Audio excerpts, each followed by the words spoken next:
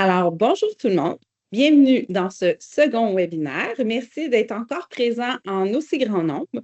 On apprécie beaucoup. En fait, c'est un beau travail d'équipe qu'on a fait là-dessus. Je vais encore une fois, vous faire une petite mise en contexte, mais assurément de pouvoir le présenter à autant de personnes qui sont intéressées par le sujet qu'on aborde. On se sent privilégié. Fait que merci beaucoup d'être là ce matin. Encore une belle formule condensée qui va durer 30 minutes. Pardon, parce qu'on est au deuxième webinaire et cette fois-ci, ça va être 200 consommateurs qui se prononcent sur les pires et les meilleurs emballages. Là, je tiens à vous dire que quand j'étais jeune, là, ma mère, elle achetait toujours le Protégez-vous. Puis il y avait toujours les personnes qui se prononçaient sur les meilleurs jouets puis les pires. Puis j'avais juste le droit de choisir dans les meilleurs. C'est une piste de réflexion. C'est un sujet. Mais ça ne veut pas dire de faire quelque chose ou de ne pas faire quelque chose. C'est vraiment pour vous guider là-dedans. Puis, contrairement à dans ce temps-là, ben à ce moment-là, là, il y a 200 consommateurs qui se sont prononcés. Fait que j'avoue que, puis on dit 200, mais en fait, le vrai chiffre, comme je vous l'ai dit la dernière fois, c'est plus 247 participants qui se sont prononcés.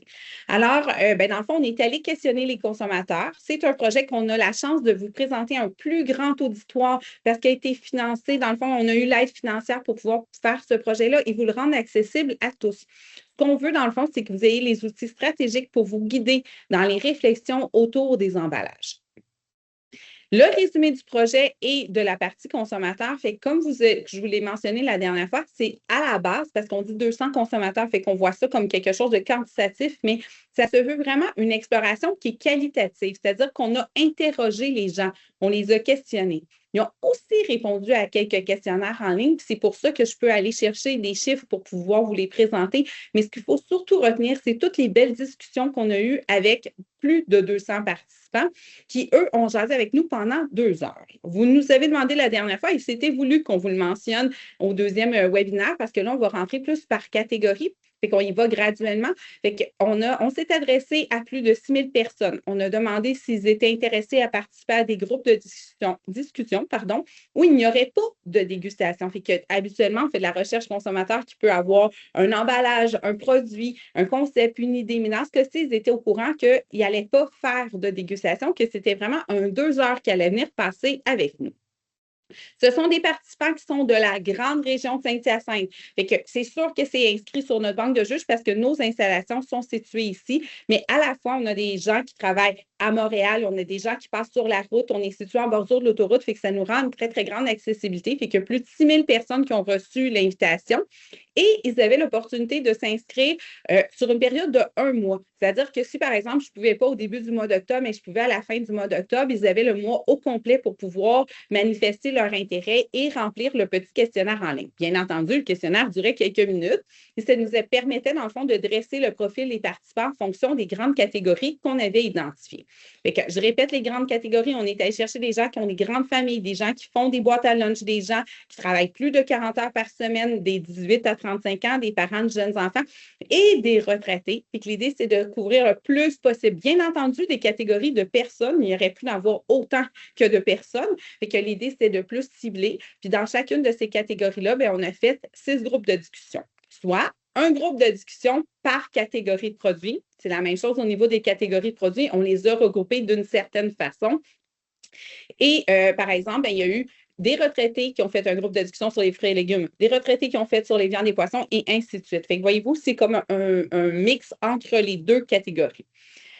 Bien entendu, on a sélectionné les participants, fait qu'en fonction des réponses, en fonction de leur catégorie, mais aussi en fonction de leur profil et de leur disponibilité. Fait que l'idée, c'est d'asseoir des gens qui avaient les mêmes préoccupations autour d'une même table et de les faire jaser. Ils ne savaient pas à la base que c'est un projet que c'était uniquement sur les emballages. Ils savaient qu'il n'y aurait pas de dégustation, mais ils ne savaient pas exactement dans quoi ils s'embarquaient. Et ce pourquoi on a fait ça, en fait, on ne voulait pas que les gens se questionnent. On ne voulait pas qu'ils aillent voir en ligne. On ne voulait pas qu'ils aient l'air des professionnels. On voulait qu'ils soient eux-mêmes quand ils allaient venir jaser ici.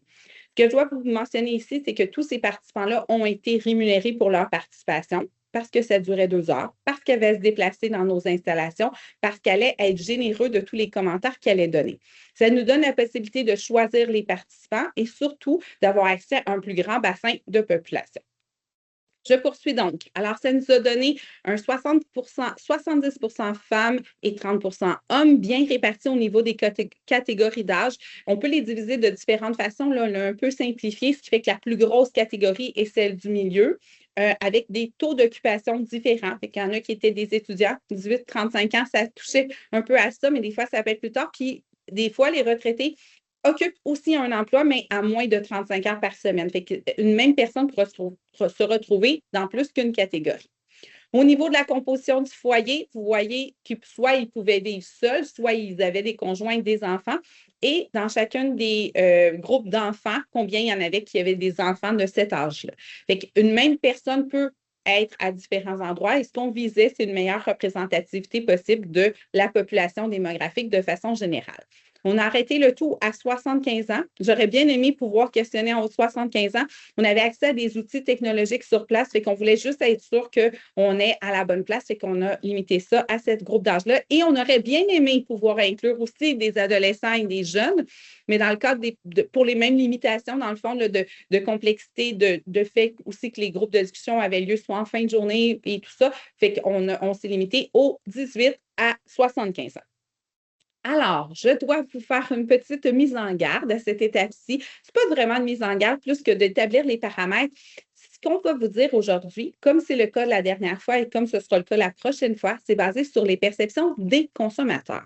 C'est-à-dire que vous, avec votre bagage et votre connaissance du milieu, vous devez prendre ça comme un complément d'information à ce que vous savez déjà. Fait que si eux se prononcent sur leurs préoccupations, si eux se prononcent sur l'aspect environnemental, sur ce qu'ils jugent être bon ou être mauvais, c'est selon les perceptions des consommateurs. Fait que c'est pas moi qui dit ce que je vais mentionner aujourd'hui. Ce n'est pas les gens qui ont guidé là-dessus, c'est ce que les gens ont mentionné. Fait que nous, ce qu'on fait, c'est qu'on vous a regroupé cette information-là. Bien entendu, vous mettez ça avec toutes les autres choses que vous savez pour faire un complément avec ce que vous allez pouvoir réfléchir pour le futur et pour vos emballages. C'est plus porter une attention sur cette partie-là.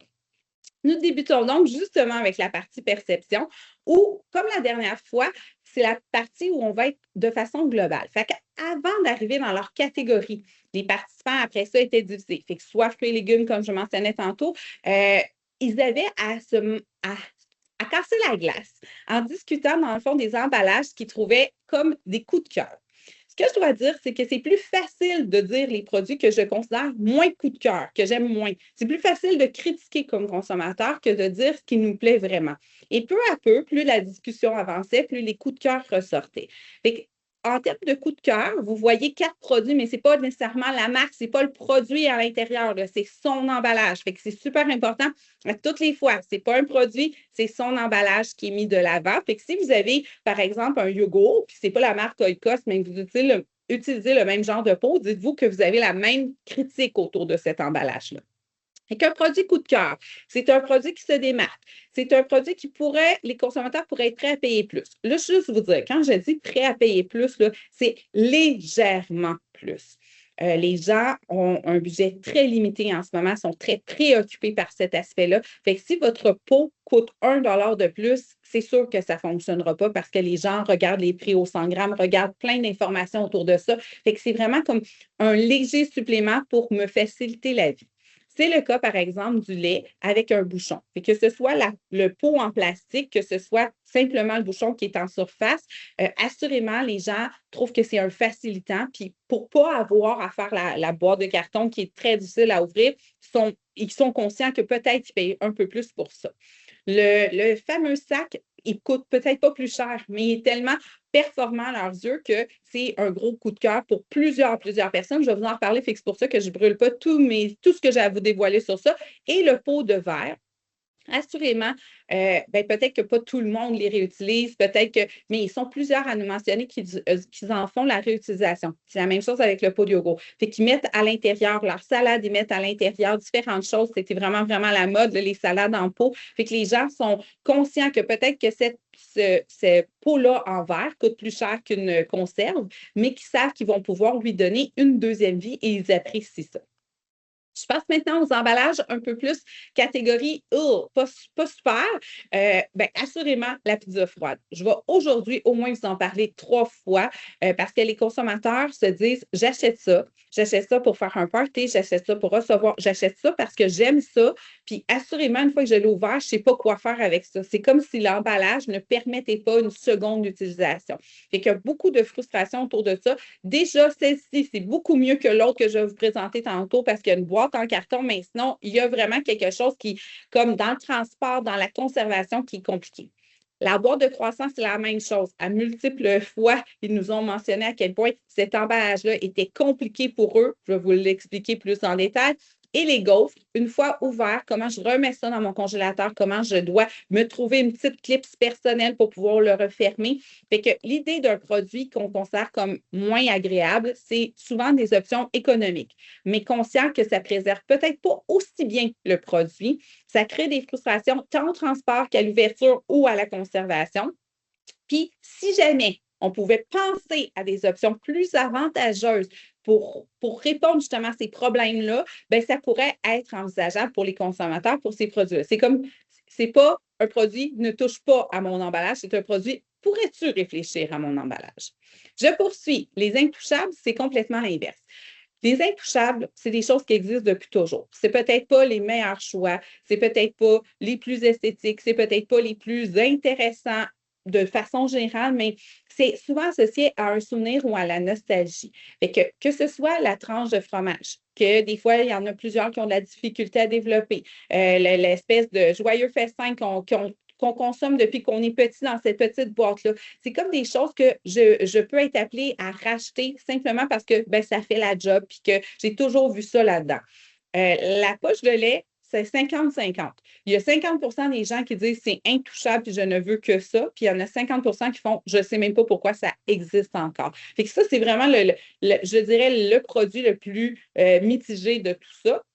La conserve de sirop d'érable, c'est l'exemple que je donnais. Fait que c'est sûr qu'il est revenu dans les discussions, mais je pense qu'il y a quelque chose associé à producteur, il y a quelque chose associé à c'est fait toujours de cette façon-là, et c'est la même chose pour le pot de crème glacée. Les belles évolutions, fait que les consommateurs vous remercient d'avoir pensé les choses autrement, à plus axer sur la praticité et la conservation. C'est le cas, par exemple, pour plusieurs de la pâte de tomate ou du gingembre en tube. Les gens apprécient pouvoir consommer juste la quantité qu'ils ont besoin et ne pas gaspiller le reste. Fait que le fait que j'évite le gaspillage, c'est une très belle évolution et ça le rend le produit plus facile et accessible. C'est aussi un espace assez petit, ça s'entrepose très bien. La partie du squeeze, comme pour le cas de la mayonnaise ou du ketchup, ben ça l'a sauvé la vie, là. Tout le monde a fait un dégât en essayant, tu sais, il y avait même des publicités qui disaient cogner sur la bouteille et tout ça. Fait que depuis qu'ils ont pu à faire ça, qu'ils ont pu à sortir un couteau, qu'ils peuvent juste l'utiliser de façon simple, même pour les adolescents, c'est vraiment quelque chose de recherché. Et là, loin de moi l'idée de faire la promotion du Monster, mais je pense que c'est le bouchon refermable que je ne connaissais pas, mais que les consommateurs ont quand même été plusieurs à nous mentionner que c'était un gros plus. Fait que la canette aussi, quand elle est refermable, il y a un avantage à retrouver au niveau de ça. L'inverse, dans le fond, des belles évolutions, je dirais que c'est des évolutions plus difficiles à accepter. Ils savent tous pourquoi, ils comprennent pourquoi on fait ça, mais c'est des changements d'habitude qui sont difficiles à accepter. Souvent, pour les goûts, on dit que ça prend 17 fois avant qu'on s'habitue à un nouveau goût, des choses comme ça. Sûrement qu'ils ont mangé au moins déjà 17 fois avec des cuillères en bois puis des fourchettes. Sûrement qu'ils ont ouvert leur pain au moins 17 fois avec la tâche à carton ou bu, ou leurs enfants ont bu dans un petit jeu avec une paille en carton.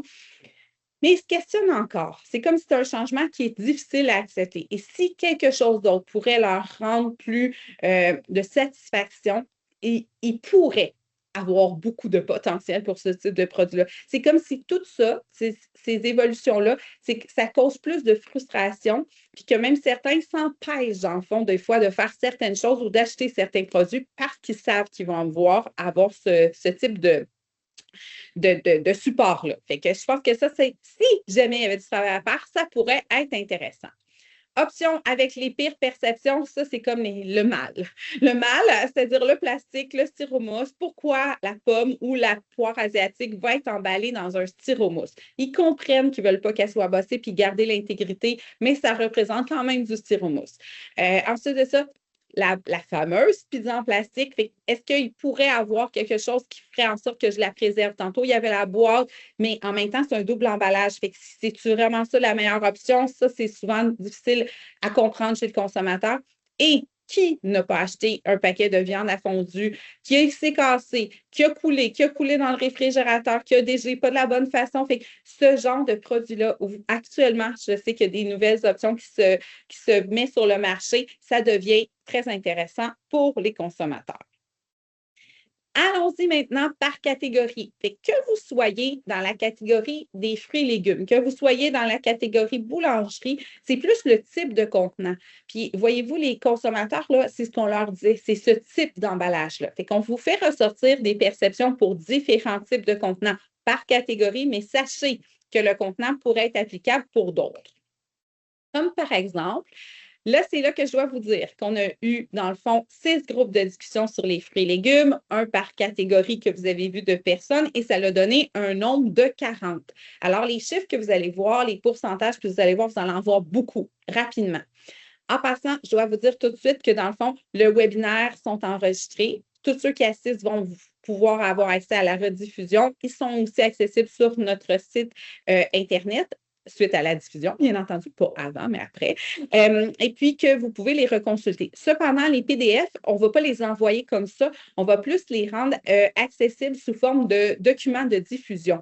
Fait que ça va être regroupé, ça va être bien vulgarisé, bien comptabilisé pour que ce soit facile et accessible de la meilleure des façons possibles. Fait que ça va être des outils qui vont être développés, des outils de contenu qui vont être développés au retour des fêtes.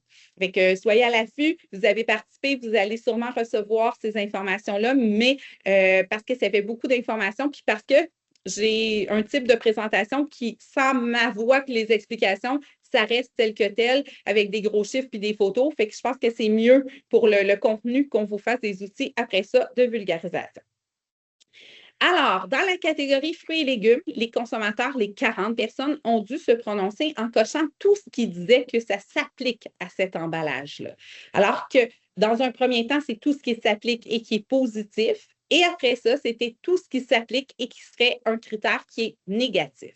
Fait que si je vais passer plus de temps à vous expliquer ce premier exemple-là des fruits et légumes, mais après ça, vous allez voir, ça va se répéter pour chacune des catégories. Comme par exemple, si je prends le sac de raisin, bien, vous voyez, il n'y a que des critères verts. Ça veut dire que 50 et plus de gens qui ont mentionné ces critères-là, qui ont pris la peine de le cocher. Fait que sur les participants de tantôt, les 40 participants, ils ont coché ces choses-là à plus de 50 Fait que tout ce qui est vert, c'est positif, et tout ce qui est rouge, c'est plus de 50 ont mis ça comme un critère négatif, à l'exception de quand c'est écrit tout est bon. Alors, si vous regardez dans la partie vrac, que vous voyez, par exemple, que les gens sont 70 à dire que tout est bon, c'est-à-dire qu'il y avait absolument aucun critère négatif à faire ressortir de ça. Ils trouvent ça intéressant pour 70 Il y en a 30 qui, eux, ont coché autre chose. Alors, dans les fruits et légumes, ce que je veux principalement vous faire ressortir, puis je pense que c'est intéressant, puis c'est pas propre c'est pas parce que c'est écrit compote là en dessous que c'est là-dessus, c'est vraiment pour cette catégorie-là. Les consommateurs aiment pouvoir tenir leurs choses, aiment pouvoir les transporter. Fait que si ça se tient bien, c'est un gros plus. Et le deuxième critère, l'aspect environnemental. Je vais y aller avec des critères un peu plus précis. Fait que pour les consommateurs, les fruits et légumes, c'est un produit qui est moins industrialisé, qui a moins de transformation. Donc, de ce fait-là, ils s'attendent à un emballage plus minimaliste, c'est-à-dire plus de base. Ensuite de ça, c'est sûr, même vous comme consommateur, ils veulent vérifier et voir la qualité du produit à l'intérieur pour le choisir. Ça nous arrive tous d'arriver puis d'avoir une pomme plus endommagée ou une clémentine, c'est le cas des clémentines actuellement, qui est moins agréable, qui ne serait pas consommée en fait. Mais de pouvoir le choisir, de pouvoir y toucher, de pouvoir tester la fermeté, les consommateurs aiment beaucoup ça. Ensuite de ça, que ce soit, puis pour eux, ce qui se questionne, le fameux sac en filet ou les paniers ou les sacs, ils comprennent que le plus de produits à l'intérieur, ça fait que mon prix va diminuer.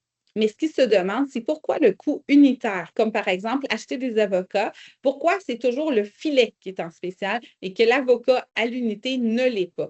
Fait que ça fait en sorte que ben, le rapport de quantité pour le prix, ils vont parfois opter pour ça parce qu'à quelque part, c'est la promotion de la semaine, puis c'est comme ça qu'ils vont le consommer. Mais dans certains cas, comme si je vis ça, j'aimerais ça pouvoir aussi que les promotions soient applicables sur des produits en vrac que je vais pouvoir choisir. Dans cette catégorie, l'emballage est axé sur la présentation du produit brut, légèrement transformé. Fait qu'ils comprennent aussi que ça vient rajouter de la durée de vie, puis que ça permet une meilleure manipulation. Fait assurément, tout ce travail qui va être fait autour des emballages, puis c'est le point d'en dessous, qui va permettre que mon produit se conserve mieux, ils endossent ça. Ils comprennent pas sur le coup, mais quand on leur explique, parce que vous allez voir, ils comprennent vraiment pas sur le coup, et c'est le cas, par exemple, là, vous l'avez vu tantôt, du concombre emballé avec la pellicule, là, assurément, celui-là, je me le garde pour la fin. C'est le dernier webinaire la semaine prochaine. On va vous parler de ça, puis je vais vous expliquer qu'on leur a dit des choses, puis là, ils endossent plus. Mais assurément, quand on leur explique que c'est pour la conservation du produit, puis pour éviter qu'ils le gaspillent, bien à ce moment-là, ils sont prêts à endosser et ils recherchent ces emballages-là qui vont leur permettre de faire ça. Alors, voilà tout pour la catégorie fruits et légumes, parce que j'ai quand même 6 catégories à vous faire part. Fait qu'on passe. Ah non, il me reste une petite dernière page, c'est vrai, désolée. Juste vous dire que même si pour vous, au niveau de certains critères d'environnement, de peu importe, c'est compliqué ou c'est des défis où vous dites, oh, je ne comprends pas que le consommateur endosse ça, juste vous dire que le fait de, par exemple, une caisse de mandarines. Si j'ai 5 personnes à nourrir à la maison, puis on veut toutes une mandarine par jour, ça fait 35 mandarines à acheter. Oui, je pourrais aller dans le vrac, mais ils vont choisir la praticité du sac et du contenant qui va être déjà préportionné. Ils sont conscients qu'à l'intérieur, il y en a peut-être qui vont être endommagés, que la préservation, ce n'est pas fait de la bonne façon, mais pour le transport, puis pour ne pas avoir à passer du temps là-dessus, c'est un facilitant. Si d'autres options allaient dans ce même sens-là, ça pourrait être d'autres options qui seraient envisageables aussi là. Ils font avec ce qu'ils ont de disponible actuellement. Et un des produits qui a ressorti vraiment vivement positivement, c'est la laitue comme ça présentée en emballage de 2. Le visuel, la simplicité de l'emballage, la communication, le fait de pouvoir voir même en dessous, de pouvoir voir de tous ses côtés, qui est facile à ouvrir, qui est hyper facile à voir aussi à l'intérieur, c'est un des produits qui a sorti de façon généralement coup de cœur au niveau des fruits et légumes. J'enchaîne avec la catégorie des viandes et poissons. Ça va toujours être le même principe. Encore une fois, dans cette catégorie, il y a eu 40. En passant, ce n'est pas les mêmes 40 que tantôt, c'est des 40 différents, bien entendu, un de chaque catégorie. Vous voyez que dans ce cas-ci, il y a des emballages qui, eux, c'est comme moins fréquent, ils ont moins de choses à dire. Comme par exemple, la boîte de crevettes, ben 62 qui ne voient pas à l'intérieur. Il fallait qu'ils disent quelque chose. Ils ont coché ça, mais en même temps, ils n'ont rien ressorti de positif. Fait que l'idée, c'est plus des choses qui sont associées. Parce qu'ils pouvaient en cocher pour tous les produits. Attends que le. Ah, là, attendez un peu. Je vais répondre aux questions en passant à la fin. Pour les questions et les commentaires, si j'ai du temps, je vais les passer à la fin. Sinon, je vais vous revenir avec les réponses la prochaine fois. Parce que 30 minutes, ça ne me donne pas beaucoup de temps autour de ça. Fait que je reviendrai là-dessus par la suite. Donc, je poursuis sur la catégorie. Fait que voici ce qui est ressorti. Dans la catégorie viande et poissons, qui note le plus, on en a parlé tantôt dans la viande à fondue, mais très important que ce soit étanche. Que ce soit étanche lors du transport, que ce soit étanche par la suite. Ils apprécient les emballages résistants qui permet justement de pouvoir préserver l'intégrité, mais surtout éviter les dégâts. Et comme je viens de dire, préserver l'intégrité. On y va avec des points. Fait que type d'emballage qui va avec les préoccupations de frais ou de congelé. Je ne recherche pas les mêmes types d'emballage si je vais dans le frais ou dans le congelé. Les consommateurs ont associé des emballages à certains types de produits et c'est comme ça qu'ils le voient. Ensuite de ça, en raison du prix, ils savent très bien que certains emballages, en fait, non, en raison du prix, ce que je veux dire, c'est ça coûte cher, la viande, pour eux. Et ils apprécient pouvoir choisir et acheter la quantité qu'ils vont vraiment consommer. Fait qu'il y ait de plusieurs tailles d'emballage avec des produits différents, c'est vraiment très recherché. Ensuite de ça, le produit est déjà considéré comme dispendieux. Fait que les emballages de type plus économique, ils sont conscients que la barquette en styromousse, c'est peut-être moins écologique, mais ça demeure quand même une option parce que c'est celle qui a l'air d'être associée aux frais, à l'épicerie et à l'aspect économique. Fait que c'est comme si cette barquette-là, ça venait avec une perception d'économie. Ensuite de ça, ils sont conscients que les emballages permettent une conservation plus long terme, comme la conservation de la viande séchée en fait, les gens apprécient que la conservation ne soit pas toujours en lien avec des additifs. Fait que quand l'emballage et qu'ils comprennent ça permet de préserver le produit, ils apprécient vraiment beaucoup ça. Un prix peut justifier un emballage plus premium. Fait que je vais vous donner, par exemple, le confit de canard qu'on avait en arrière. Fait que dans la viande, ils vont se gâter. Ça va être le temps des fêtes, ils vont acheter des belles pièces. L'emballage va venir jouer sur leur perception de je me permets d'aller vers un produit plus différent ou plus noble ou plus occasionnel. Et bien entendu, ben, au niveau de la compréhension d'efficacité, les options de la viande à sandwich là, qui ont été développées, c'est qu'il y a autant des bons emballages qu'il y en a des moins bons. Puis il y a des gens qui nous disent je retourne vers la boulangerie parce que ceux qui me pré-emballent, je suis toujours obligée de transférer dans un contenant. Alors que quand la personne me le coupait, ben, à ce moment-là, j'avais juste à refermer mon sac. Fait, si vous allez vers une option qui colle puis que ça ne recolle pas, ou que je ne sais pas décoller, ou je n'ai pas la motricité fine pour pouvoir le faire, ça demeure une option que les consommateurs trouvent plus difficile. Si à l'inverse, c'est un type Ziploc comme ils avaient avant, ils apprécient ce genre d'emballage-là. Alors, pour terminer cette catégorie, la poitrine de poulet dans l'emballage de styromousse, emballée directement à l'épicerie, ce qui n'est pas exactement le cas en ce moment, là, mais mettons, imaginez-la avec un saran et versus l'emballage qui est pré-emballé avec une possibilité, ils comprennent que c'est les produits de la même catégorie. Un produit frais, ils voient ça comme une durée de conservation courte et pour eux, les produits de cette catégorie-là, vendus à la même place, dans le même comptoir, sont des produits de catégorie similaire. Si votre produit permet quelque chose d'autre, ils ne comprennent pas toujours nécessairement qu'est-ce qui s'est passé à l'intérieur. Et c'est un des exemples qu'on a donné, puis je vais revenir là-dessus la semaine prochaine. La fameuse galette comme ça de burger surgelé, le point, c'est que les consommateurs, dans le fond, pensent que dans le fond, ils doivent l'acheter seulement s'ils font un gros party avec 24 invités. Parce que sinon, ils disent qu'ils vont les gaspiller. Fait que très important de dire, si je fais ce genre d'emballage-là, d'avoir des formats différents parce que sinon, ils s'évitent de lâcher. Même s'ils apprécient le produit, ils disent juste que l'intégrité ne sera pas préservée. Je poursuis. Prochaine catégorie, boulangerie. Encore une fois, 40 participants. Là, il y a différents types de contenants, puis ça, c'est ceux sur lesquels ils se sont prononcés. Voyez à quel point le sac de pain a reçu beaucoup de commentaires. Fait quand je vous disais que c'était vraiment une perception très positive autour de ça, ils le voient comme refermable, facile à ouvrir. Il y a plein de choses autour de ça. Tout le monde sait quoi faire avec ça par la suite.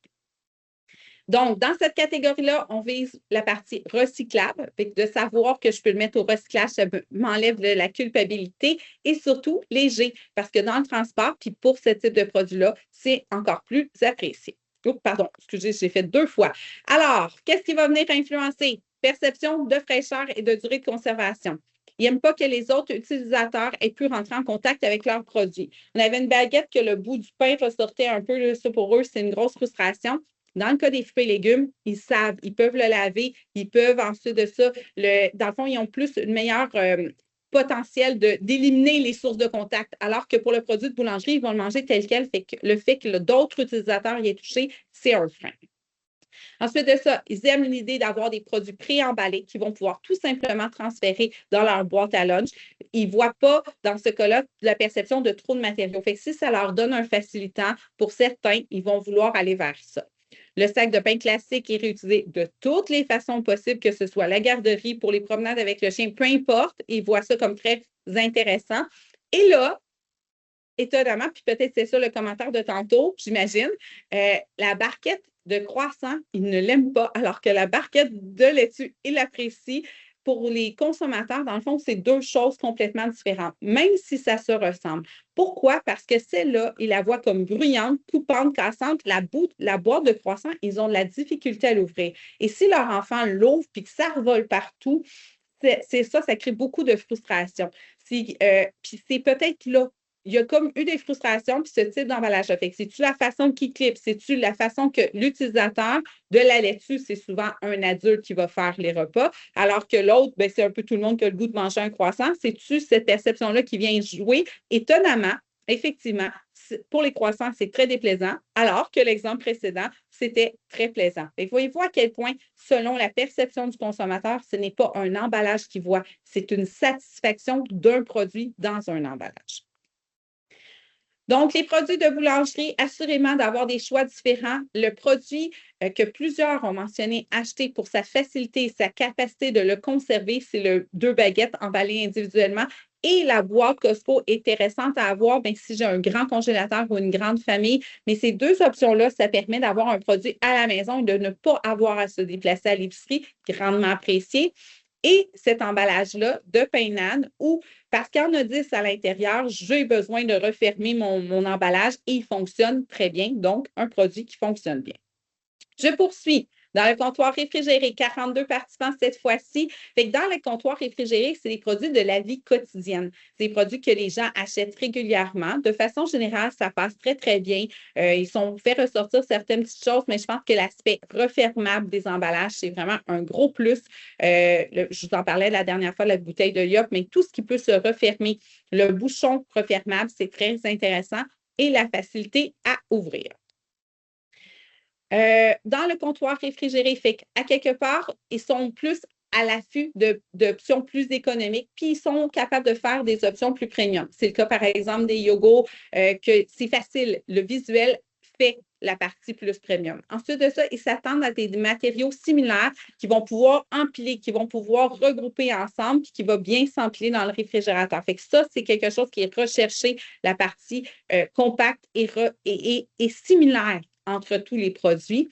Et si, par exemple, je vais, par exemple, sur la douzaine 2, les gens veulent avoir un 12 ou un 18, le gros contenant, c'est économique, mais après ça, ils sont toujours pris à devoir le refermer ou le transférer. Ça, c'est quand même une partie irritante. Fait que s'ils vont vers ça, c'est vraiment pour l'aspect économique parce que la douzaine 2, elle fait très, très bien le travail pour le moment. Je passe avec nos exemples. C'est que le fromage en tranches, emballé individuellement, c'est important, la qualité du plastique, parce que ça peut créer la frustration. Ils ne savent pas si c'est un bon choix. Ils pensent que non parce que c'est du plastique associé à, généralement, ce n'est pas un bon choix. Mais en même temps, ils se voient difficilement passer à autre chose. Fait que s'il y a autre chose à réfléchir, peut-être.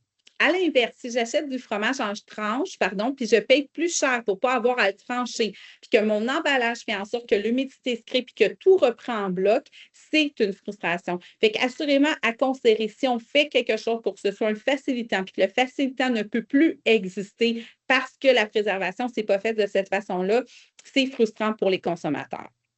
Et comme un produit que les gens ont tous mentionné, le visuel, la clarté, l'identification des couleurs, le fait que ce soit empilable, que je peux choisir le format en fonction de mes besoins personnels, que je peux en avoir un très gros comme un très petit, assurément, le pot de margarine vaisselle est quelque chose qui est ressorti dans plusieurs groupes. On passe maintenant à la catégorie ingrédients, très vaste catégorie, comme vous pouvez le voir. Qu'est-ce qui a principalement ressorti dans cette catégorie-là? C'est assurément la catégorie où les gens sont plus à même de refaire un transfert. Que je sois adepte d'un type de contenant genre Tupperware ou que je sois adepte de retransférer dans d'autres choses, soit pour la beauté, dans le cas des épices, ou que ce soit pour la praticité, assurément, les gens aiment retransférer. C'est aussi parce que les emballages, ils ont tendance à couler. Comme vous pouvez voir, le sac de farine ou le sac de gruau, la partie non étanche et le risque de dégâts, c'est comme un aspect qui est dérangeant pour les consommateurs. Ils l'achètent, c'est pas cher, ils en veulent, ils en ont besoin pour faire leur recette, mais est-ce qu'il y aurait moyen de penser les choses autrement pour éviter de faire des dégâts? Donc, important que lors du transport, ça se tienne bien. Je pense que ça, c'est un gros facteur et éviter le risque de dégâts. Sur les principaux critères qui ont ressorti, dans le fond, comme je disais, la possibilité de transfert. Le transfert aussi est vite. Il y a plusieurs qui ont des inconvénients, que ce soit au niveau de l'humidité pour la caissonnade ou parce que l'entreposage de la farine ou de l'avoine a créé des mauvaises surprises, là, des petits visiteurs ou des choses qui ont traumatisé à vie. Les gens recherchent des versions plus optimales pour conserver ces ingrédients-là. Souvent, c'est des plus grandes quantités. Les gens cuisinent moins, fait qu'il y a moyen d'arriver avec des solutions qui seraient plus étanches. Ensuite de ça, au niveau du Ridenti, ils ne comprennent pas exactement ce qui s'est passé. Ils nous ont tous parlé de la boîte de conserve. C'est pas qu'ils n'aiment pas le nouvel emballage, mais en même temps, ils ne comprennent pas ce qui s'est passé. Fait que des fois, d'inclure le consommateur dans la réflexion, ou du moins juste de l'informer, parce qu'il ne veut pas être vraiment inclus. Il veut être informé puis savoir pourquoi ça s'est passé. Ça aide à créer l'acceptation. Le pot de beurre d'arachide, incontournable, il peut se refermer, il s'ouvre facilement, il est réutilisé, ça fait partie effectivement des classiques. Et ce que vous voyez en dessous, c'est dans le cas des ingrédients, là, il y en a qui sont fiers là, de pouvoir ouvrir leur armoire puis de vous montrer à quel point tous leurs épices sont dans le même type de contenant. Puis qui transfère ou qui ne transfère pas, la beauté d'une huile, de tous mes contenants bien empilés avec le petit étiquette, tout écrit avec un crayon de trait, peu importe ce qu'ils font, ils sont fiers de ça. Fait que dans cette catégorie-là, il y a quelque chose à réfléchir autour de ça. Ici, juste vous dire que les consommateurs, des fois, ils nous disent qu'ils ne veulent pas deux types. Ils ne veulent pas un plastique, puis après ça, une boîte en carton par-dessus. Mais dans le cas des mélanges à gâteaux, c'est un usage unique. Ils ne veulent pas que ce soit refermable. Fait que ça ne sert à rien qu'il y ait l'impression de payer pour un petit Ziploc par le dessus. Ils ne comprendraient pas ça. Ils sont pas conscients actuellement qu'il y a d'autres choses que la boîte de carton avec le même produit. Fait quand on leur présentait le biscuit, ils disaient bien, ça serait le fun aussi que mon mélange à gâteau puisse être là-dedans. Il y en a, mais ils l'ont juste encore pas vu. Fait que si on va vers quelque chose, dans le fond, peut-être inciter la promotion pour faire découvrir ça, puis découvrir des nouvelles façons de faire. La boîte de pâtes, dans le fond, contrairement au sac, bien, ça aussi, il y en a qui nous ont dit je paye plus parce que je suis capable de bien les entreposer. Puis si je n'utilise pas tout mon contenant, je peux simplement le refermer. J'ai la possibilité de faire ce que je n'ai pas le choix avec un emballage de plastique. Fait que voyez-vous, des fois, c'est le genre de choses que les gens disent je le sais. Peut-être qu'il y a un petit peu plus de coûts associés, mais je suis prête à faire ça. Je vois le temps qui file. Il nous reste une catégorie. Découragez-vous pas la moins importante. On a eu 45 participants dans le prêt-à-manger ou pour emporter, tout aussi diversifié que les ingrédients. Voyez-vous, dans le prêt-à-manger, bien, dans le fond, il y a l'aspect visuel. Les consommateurs achètent avec les yeux, choisissent avec les yeux, ont aussi ils anticipent quelque chose, donc une anticipation. Fait qu'assurément, ça va jouer pour ça. Voyez à quel point la salade Fontaine Santé a plusieurs critères positifs qui ressortent de ça, principalement autour de, ben, c'est empilable, ça peut être réutilisé, ça conserve bien, puis ça coule pas. Ça, c'est un gros facteur. Puis le fait que la façon que je peux les empiler, c'est vraiment un facilitant. Fait que c'est sorti comme beaucoup d'aspects positifs autour. Le fait qu'on puisse retrouver la photo du produit, ça fonctionne tout aussi bien en passant. C'est d'anticiper ce qui va se retrouver à l'intérieur. Fait qu'assurément, si je le vois, c'est une chose, mais si je peux l'anticiper, c'est aussi très bon. Donc, voir à l'intérieur et étanchéité.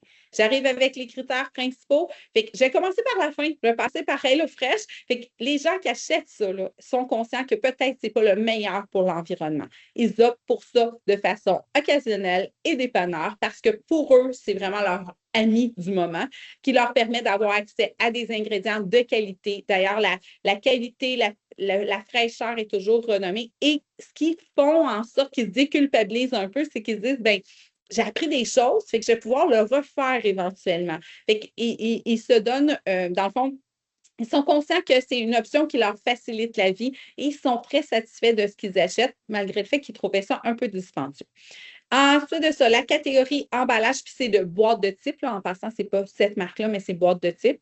Ensuite de ça, dans cette catégorie, l'emballage fait partie intégrante du choix du produit parce que s'il peut leur faciliter la vie, donc je mange directement de le contenant, je peux le faire réchauffer directement, ça devient quelque chose qui le rend plus accessible. Fait que ça, à considérer, le fait que plusieurs personnes, c'est je veux me sauver de la préparation, je veux me sauver de la vaisselle, je veux me sauver de tout. Fait que plus j'en sauve, mieux c'est. Ensuite de ça, les pailles, les ustensiles, je pense que je vous en ai parlé. Et bien entendu, dans certains de ces produits-là, comme la boîte de Joyeux Festin, la boîte de Timbit fait partie, c'est des emballages typiques. Là, le deuxième point, fait que là, je sais que ce n'est pas ça que vous aimeriez entendre, mais assurément, plusieurs se disent quand ça arrive occasionnellement, je ne suis pas le meilleur pour la vie en général, la société. Les emballages de ça se retrouvent souvent aux poubelles. Même des fois, j'espère au recyclage, puis des fois, j'espère au compost, mais ce n'est pas dans leur préoccupation quand ils l'achètent. Soit parce que ce n'est pas assez clair, parce qu'ils ne veulent pas se compliquer, parce qu'ils sont entre amis. Puis dans le fond, l'idée, c'est est-ce qu'on pourrait justement penser, leur faciliter la vie, leur faire comme hey, tu peux être bon pour tout, là. Ça te facilite la vie, mais en même temps, ça peut être bon. Fait qu'à réfléchir autour des emballages pour ce type de produit-là. Cette catégorie-là, c'est comme si c'était celui où ils font moins attention. Fait qu'il y a-tu moyen de réfléchir? Encore une fois, c'est basé sur les réflexions et la discussion qu'on a eue avec des consommateurs dans un groupe de discussion de 2 heures avec une certaine quantité. Fait que c'est peut-être pas tout le monde qui pense de cette façon-là, mais ça ressort quand même dans les points qui ont ressorti. Je suis presque rendue à la fin. J'arrive avec le fameux poulet. En passant, si la barquette noire en dessous a un impact, si c'est meilleur pour l'environnement versus le blanc, s'il y en a un des deux, si peu importe le consommateur, le sait pas. Fait que si vous voulez le guider là-dessus, tant mieux. Ils ont été plusieurs à dire que cet emballage-là pouvait risquer de couler, qui permettait un beau visuel de le voir complètement. Puis quand au départ, ils nous ont mentionné ça, puis que cette catégorie-là n'était pas passée. On est arrivé avec le sac, par exemple, de Costco, ou par exemple, ça aurait pu être une boîte en carton qu'on a vu aussi par la suite. Puis là, il faut comme plastique, chaleur, c'est gardé au réchaud, ça le fait-tu pas, ça risque-tu de fondre, ça va-tu couler, sais-tu les mêmes propriétés. Fait qu'assurément, dans le cas d'un changement comme ça, c'est qu'est-ce que ça implique. Puis ce qui est étonnant, c'est qu'ils voyaient le sac en plastique comme du plastique, mais à côté, ils ne le voient pas nécessairement de la même façon. Peut-être parce que c'est là depuis toujours. Fait que voyez-vous, l'idée, c'est de comprendre vraiment autour de ça. Et j'arrive avec, assurément, ils aiment les beaux visuels, ils aiment l'idée de pouvoir faire des choix basés là-dessus, mais aussi des fois, quand le visuel est très beau, ça peut leur donner une présomption que ça va être très dispendieux. Et pour certaines personnes, mais dans le fond, ils se disent, je ne le regarde juste pas parce que je sais que ce ne sera pas accessible à moi. L'autre chose, c'est ce que je vous disais tantôt, le sac sous vide recouvert d'une boîte en carton, ils voient souvent ça comme un double emballage. Qui avait l'air de suggérer, c'est d'arriver avec l'exemple des petites mini-omelettes. Est-ce qu'il y a moyen que l'imprimé soit sur le sac? Est-ce que ça fonctionne pour tous les types d'emballages? Est-ce que ça peut être une réflexion? Je ne sais pas, mais sachez que c'est ressorti quand même à quelques reprises de pourquoi j'ai 2 étapes d'emballage. Alors, comme le temps a filé à la vitesse de l'éclair et que je crois que ça va être difficile pour moi d'aller sur les questions, j'ai vu tantôt un commentaire rentrer. Je vais recommencer avec ça au prochain webinaire. Si jamais il y avait d'autres questions, ça pourrait aussi en faire partie. Sachez que le prochain webinaire, c'est celui sur l'éco-responsabilité. C'est l'affaire de qui? C'est là qu'on les en est sur la partie environnementale. C'est là qu'on les a questionnés là-dessus. Avant, si c'était fait, on n'a pas vraiment passé beaucoup de temps là-dessus. Assurément, dites-vous que le consommateur, il veut bien faire sur peu importe ce qu'il fait. Un choix santé, sur l'emballage, sur peu importe, il veut faire les bons choix. Mais pour pouvoir le faire, il faut qu'il soit guidé. Il faut qu'on soit capable de travailler pour lui. Il faut qu'on l'amène à prendre les bonnes décisions. C'est cet aspect-là qu'on va traiter dans le prochain webinaire, en espérant encore une fois que la formule condensée vous a plu. Juste vous dire que c'est un travail d'équipe. Vous me voyez moi. La prochaine fois, ça va être encore moi, mais on est vraiment une belle équipe à travailler autour de ces informations-là. On a eu la chance de s'entretenir avec 247 consommateurs 2 heures. C'est une opportunité. Merci beaucoup pour tous vos applaudissements. Je vous souhaite à tous un très beau mardi, bon dernier sprint avant les fêtes et assurément, si vous pouvez être parmi nous la semaine prochaine, à ne pas manquer pour l'aspect éco-responsable. Merci beaucoup.